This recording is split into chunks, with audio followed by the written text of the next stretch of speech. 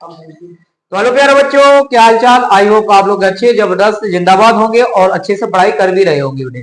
जैसे आप जानते हैं हम कंटिन्यू इंपोर्टेंट क्लासेस आपको प्रोवाइड कर रहे हैं, जिसमें आज हम पढ़ेंगे गॉस की प्रमेय के अनुप्रयोग। क्या पढ़ने वाले हैं बेटा? हम पढ़ने वाले हैं गॉस की प्रमेय के अनुप्रयोग, जिसमें से बेटा आज जो टॉपिक पढ़ेंगे इसमें भी गॉस की प्रमेय का अनुप्रयोग है। नंबर 1 पढ़ेंगे अनंत लंबाई के आवेशित धारावाही चालक तार के कारण उत्पन्न वैद्युत क्षेत्र की तीव्रता के बारे में। ठीक है, तो डिस्कशन सबके बारे में करेंगे। गॉस की प्रमेय के अनुप्रयोग हैं कौन कौन से, उनके बारे में सबके बारे में डिस्कशन करेंगे। लेकिन पढ़ेंगे एक पहला जो अभी हमने आपको डिस्कस किया था यहाँ पे। इससे पहले बेटा आपको थोड़ा सा जानकारी और दे दे, यदि आप मेरे चैनल पर नए हो तो चैनल को सब्सक्राइब कर ले और बेल आइकन को दबाना बिल्कुल ना भूलें। ठीक है बेटे, इसकी जो वीडियो है आपको इस लेक्चर की वीडियो हमारे टेलीग्राम चैनल अमित क्लासेस पे आपको प्रोवाइड कर दी जाएगी। वहां से जाके आप डाउनलोड करें और रिवीजन कर सकते हैं बेटा। सेम डाटा आपको मिलेगा, वहां पे भी कोई चेंजिंग नहीं मिलने वाली है आपको। ठीक है, चलते हैं मूव करते हैं बेटा, पढ़ेंगे टॉपिक डालेंगे आप। बेटा ये गॉस की प्रमेय के अनुप्रयोग हैं कौन कौन से, पहले ये पढ़ लो बेटा। इसका पहला अनुप्रयोग है अनंत लंबाई के अनंत लंबाई के एक समान आवेशित अनंत लंबाई के एक समान आवेशित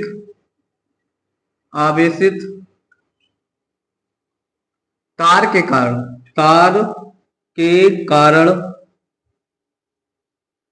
वैद्युत क्षेत्र की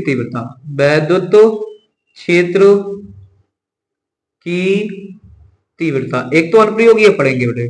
ठीक है, जो इंपोर्टेंट है उनके बारे में बात कर लेंगे। और एक पढ़ेंगे बेटा अनंत समतल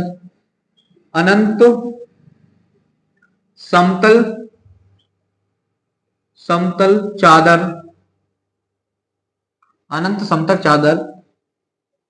के कारण उत्पन्न वैद्युत क्षेत्र की तीव्रता वैद्युत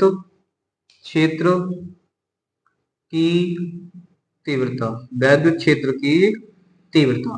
ठीक है, अनंत समतल चादर है, ये एक समान आवेशित होगी। ठीक है बेटे, यहाँ पे आप लिख सकते हैं एक समान आवेशित अनंत समतल चादर के कारण वैद्युत क्षेत्र की तीव्रता।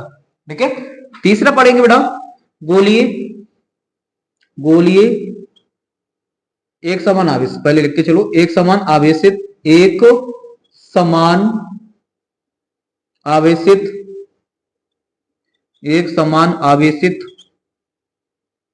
गोलीय कोश के कारण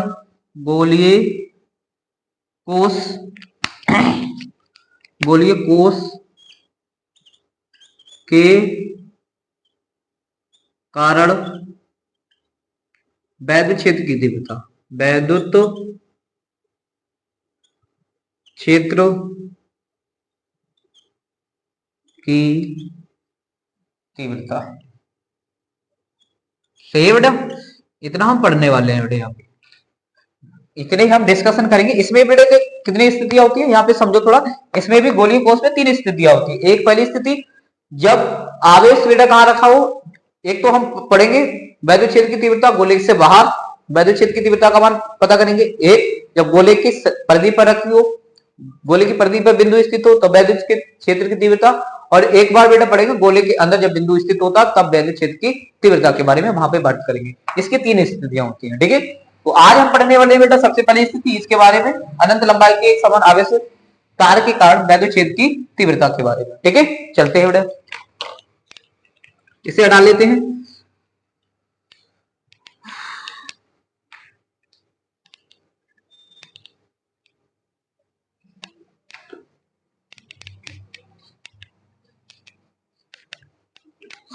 देखो बेटा यहाँ पे क्या बनाएंगे बेटा, सबसे पहले हम क्या करेंगे, एक तार ले लेंगे। ठीक है, अब आप तार जानते हैं, तार इस तरीके से तार होगा कुछ इस प्रकार से। थोड़ा एक साइड में बना लो, सही रहेगा। लैंग्वेज लिखने के लिए थोड़ा जरूरत पड़ेगी हमें। यहाँ पे बेटे मेरे पास एक तार है। ठीक है, कुछ इस प्रकार से होगा।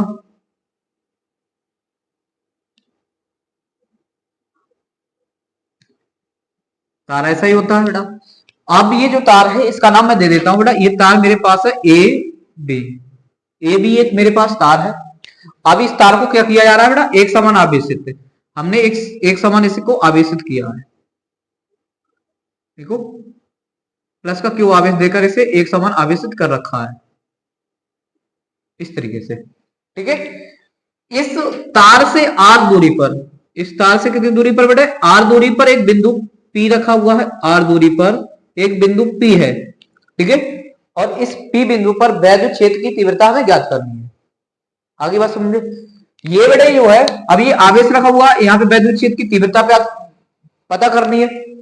तो इस पे वैद्युत क्षेत्र की तीव्रता पता करने के लिए बेटा हमें क्या करना पड़ेगा, सबसे पहले हमें गॉस इसका वैद्युत फ्लक्स पता करना पड़ेगा। क्या करना होगा, यहाँ पे वैद्युत फ्लक्स की मात्रा को पता करना होगा, और वैद्युत फ्लक्स की मात्रा हम तभी पता कर सकते हैं जब पृष्ठ बंद हो। कैसा हो, ये आवेश किस में हो, एक बंद पृष्ठ के अंदर हो। तो यहाँ पे तो अभी खुला है, तो हमें क्या करना पड़ेगा, यहाँ पर एक बंद पृष्ठ मानना ही पड़ेगा। तो हम क्या करेंगे, फिर हम क्या करेंगे, इस पी बिंदु से होते हुए एक अन्य बेलनाकार पृष्ठ बना लेते हैं। ठीक है, और ये पृष्ठ जो होगा वो सममिति होगा। कैसा होगा, सममिति, दोनों तरफ से समान दूरी होगी इसकी।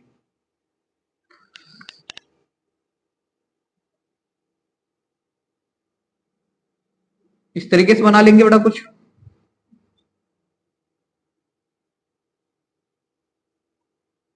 इस तरीके से होगा बेटे। ठीक है,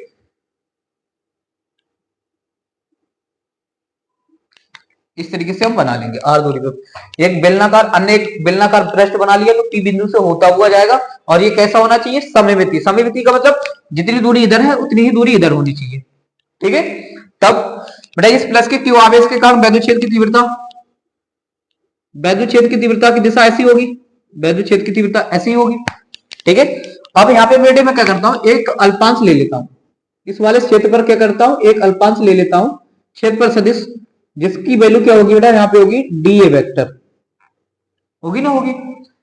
अब ये दोनों एक दूसरे के कैसे दिशा में हो गई, वैद्युत क्षेत्र की तीव्रता और क्षेत्रफल सदिश दोनों एक ही दिशा में, तो इनके बीच जो कोण बनेगा बेटा, इन दोनों के बीच जो कोण बनना है वो जीरो बनना है, मतलब वैद्युत फ्लक्स तो यहीं से गुजरेगा।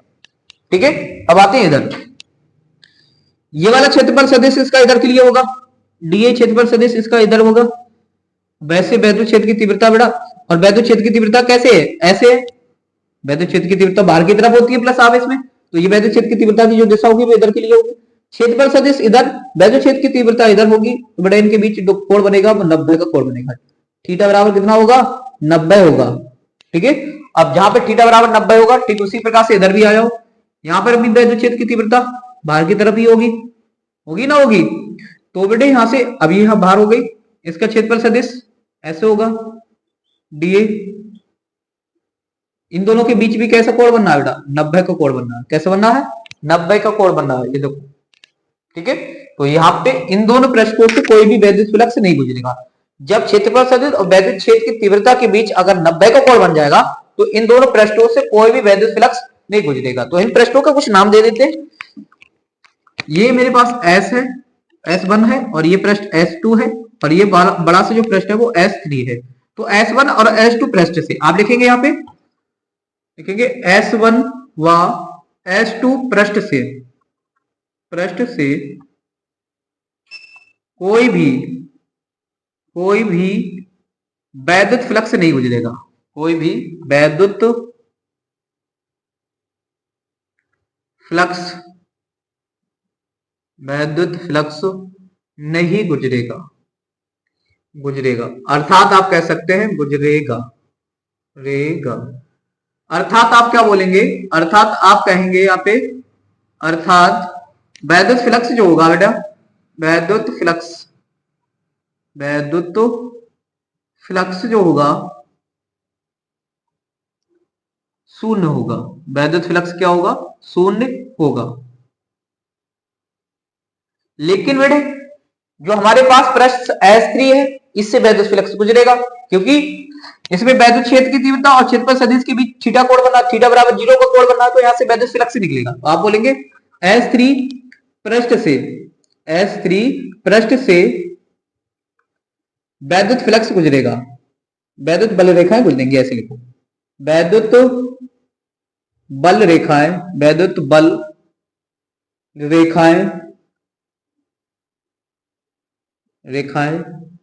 गुजरेंगी, तब तब क्या होगा बेटा, यहां से निकालते हैं वैद्युत फ्लक्स, तब वैद्युत फ्लक्स,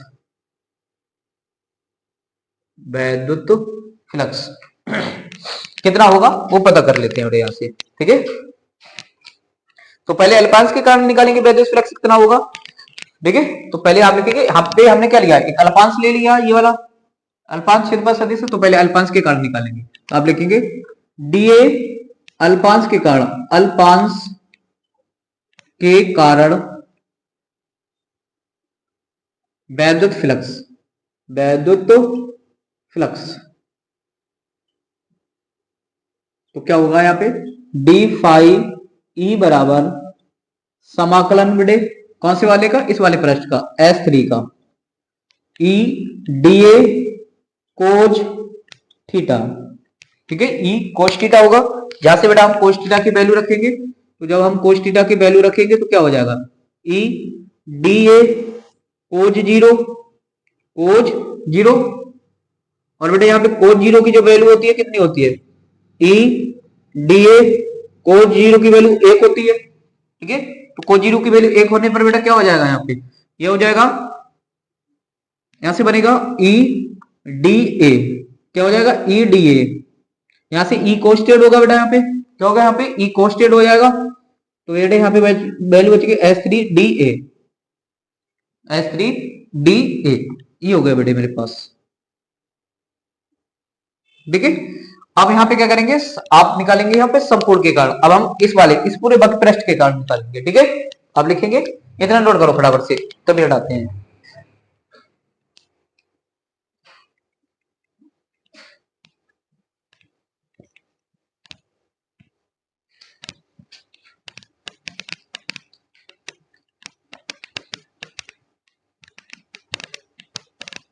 हटा दिए बेटे यहाँ पे। अब लिखेंगे संपूर्ण पृष्ठ से, संपूर्ण वक्र पृष्ठ से, ये वक्र पृष्ठ ही है मेरे पास, ये वाला एरिया, संपूर्ण पृष्ठ, संपूर्ण पृष्ठ S3 से गुजरने वाला वैद्युत फ्लक्स, गुजरने वाला फ्लक्स,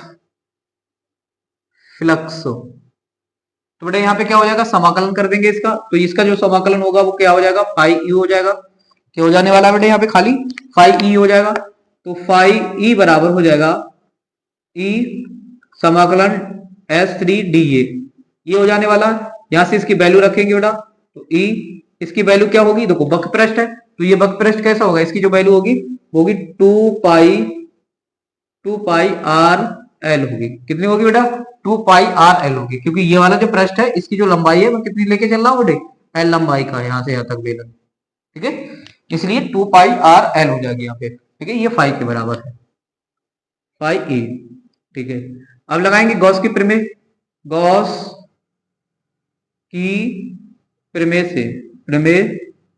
से गॉस की प्रमेय से फाई ई बराबर क्या होगा बेटा यहाँ पे क्यू बटे का एप्सिलॉन नॉट, गॉस की प्रमेय ये तो कहती है, ठीक।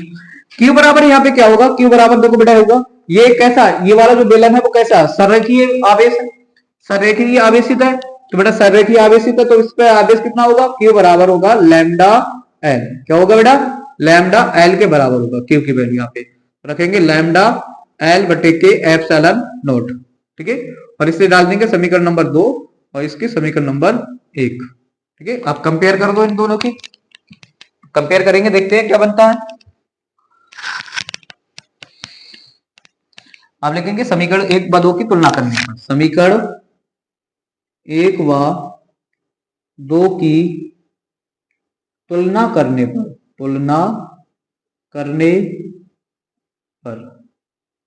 तुलना करेंगे बेटा तो क्या बनेगा, जाके यहाँ पे यह हो जाएगा ई 2 पाई आर एल बराबर लैम्डा एल बटे एप्सिलॉन नॉट, लैम्डा एल से एल को निपटाया, ई बराबर क्या आ जाएगा, ई 2 पाई आर बराबर हो जाएगा लैम्डा बटे, लैम्डा को अलग लिख दो और 1 बटे एप्सिलॉन नॉट को इधर लिख दो, ठीक है। तो बेटा यहाँ पे ई का मान निकालना है हमें, तो ई बराबर क्या हो जाएगा, यहाँ पे लिखेंगे 1/2 पाई एप्सिलॉन नॉट और लैम्डा बटे के आर हो जाएगा, ठीक है। तो वैद्युत क्षेत्र की तीव्रता अनंत लंबाई के आवेशित धारावाही चालक तार के कारण वैद्युत क्षेत्र की तीव्रता के लिए जो फॉर्मूला होता है बेटा वो ये बन के आता है।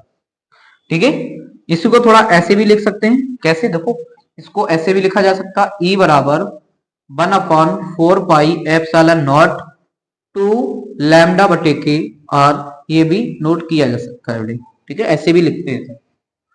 तो ये होगा बेटा हमारा अनंत लंबाई के धारावाही चालक तार के कारण वैद्युत क्षेत्र की तीव्रता के लिए फार्मूला। ठीक है, कल बेटे हम डिस्कशन करेंगे समतल चादर के कारण, अनंत लंबाई की समतल चादर के कारण वैद्युत क्षेत्र की तीव्रता। तो फिर आज के लिए इतना रखेंगे और मिलते हैं कल नेक्स्ट वीडियो में। तब तक के लिए जय हिंद, जय भारत।